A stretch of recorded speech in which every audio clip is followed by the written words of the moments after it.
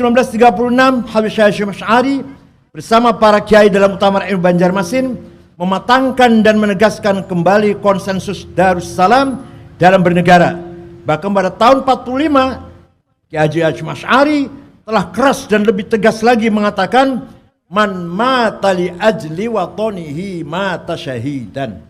Barang siapa gugur demi membela tanah air, mati syahid, sama dengan membela negara. Wa man khana li watonihi halalun damuh. Barang siapa berkhianat terhadap bangsanya, halal darahnya. Walaupun Hasyim Asy'ari tidak mengatakan kafir, tidak. Tapi barang siapa yang menjadi mata-mata Belanda, Jepang, Inggris, penjajah lah, maka boleh dibunuh.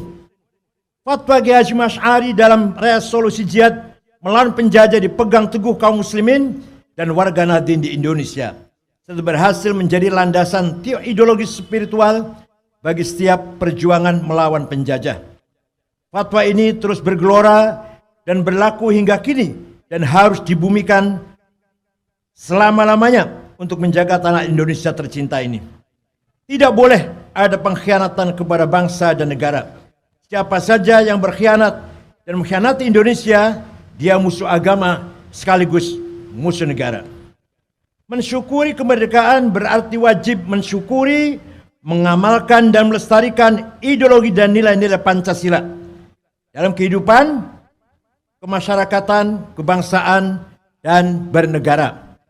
Bahkan ke depan harus mampu mengekspor ideologi Pancasila ke dunia internasional agar Pancasila mendunia. Dalam hal ini pasti akan terbawa Islam Nusantara, Islam yang menyatu dengan budaya. Pancasila itu sangat islami dan dijiwai dengan spirit keislaman yang mendalam. Demikian hanya Pancasila selaras dengan prinsip-prinsip agama-agama lain yang ada di Indonesia. Oleh karenanya kehidupan beragama yang ramah, damai dan toleran harus dijaga. Maka jangan biarkan benih-benih radikalisme dan intoleransi berkembang menjadi terorisme dan ekstremisme. Kebinekaan harus dirawat, persatuan harus diperkokoh, persyaratan harus dijalankan secara demokratis, jangan hanya menjadi topeng dan kedok kepentingan golongan tertentu semata. Serta keadilan dan kemakmuran harus diratakan. Tidak boleh ada monopoli dan praktek oligarki yang merugikan negara dan kemiskinan rakyat Indonesia. Walaupun terus terang sekarang kita sudah berada di nuansa oligarki. Seorang mau maju jadi bupati, gak penting pinter, gak penting sarjana bukan, yang penting uang. Jangankan bupati, muktamar tuh pakai uang.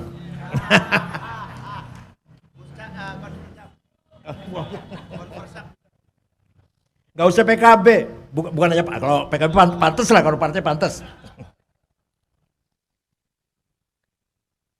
Tadi sudah ayatnya disinggung oleh Ketua INF, kai la yakuna dulatan bainal aghniya'i minkum. Kita, kalau saya tandaskan saya perkuat, tidak anti konglomerat, tapi kita harapkan konglomerat menarik pengusaha kelas menengah mengangkat buruh dan rakyat kecil. Kalau konglomerat misalkan, konglomerat kita bunuh, berarti, atau bukan kita bunuh, konglomerat kita rampok hartanya, nanti orang miskin bertambah satu itu. Ya konglomerat itu nanti jadi miskin kan?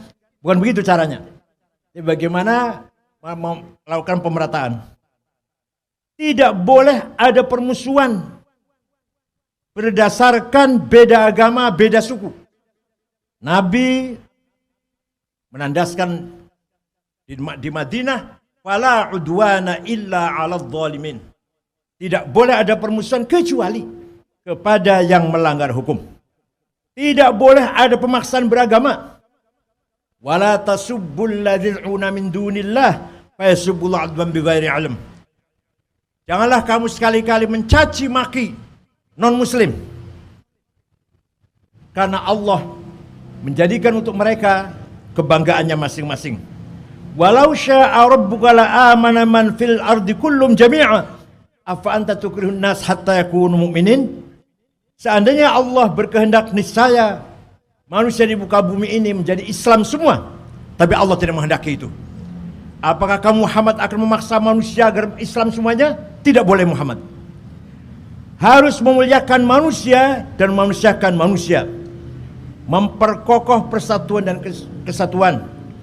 Tidak boleh ada pilih kasih dalam penegakan hukum. Ini luar biasa ini. Kita rasakan sekarang. Sekali lagi saya memperkuat apa yang disampaikan oleh Ketua INF tadi. Pancasila, sila 5 itu yang paling jauh panggang dari api ya. Jauh apa? Api dari panggang adalah sila kelima. Panggang dari api ya.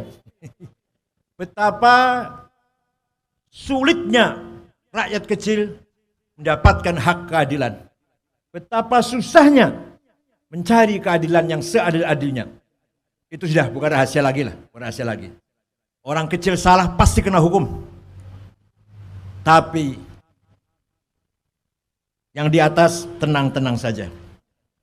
Mensyukuri kemerdekaan berarti wajib mensyukuri dan menjaga keberadaan Indonesia sebagai negara demokrasi berpenduduk muslim terbesar di dunia yang memiliki corak kehidupan beragama yang ramah, damai, toleran, serta memiliki kekhasan keislaman Nusantara yang mampu berdampingan sekaligus berakulturasi dengan budaya lokal secara harmonis. Para kiai juga ngerti hukum qisas, hukum hudud, hukum jinayah. Ngerti kiai, masa nggak ngerti? Tapi dalam dakwah tidak pernah disampaikan. Yang disampaikan adalah muasyarah, pergaulan, akhlakul karimah, akhlak yang mulia, muasyarah bil ma'ruf, itu yang disampaikan oleh para kiai dalam dakwahnya. Tidak pernah menyampaikan qisas, hudud, jinayah, nggak pernah. Bukan berarti nggak ngerti, tidak. Tidak usah menggunakan takbir, kayak nggak usah begitu. Itulah yang diwarisi oleh dari para wali songo yang tidak menggunakan kekerasan atau ancaman.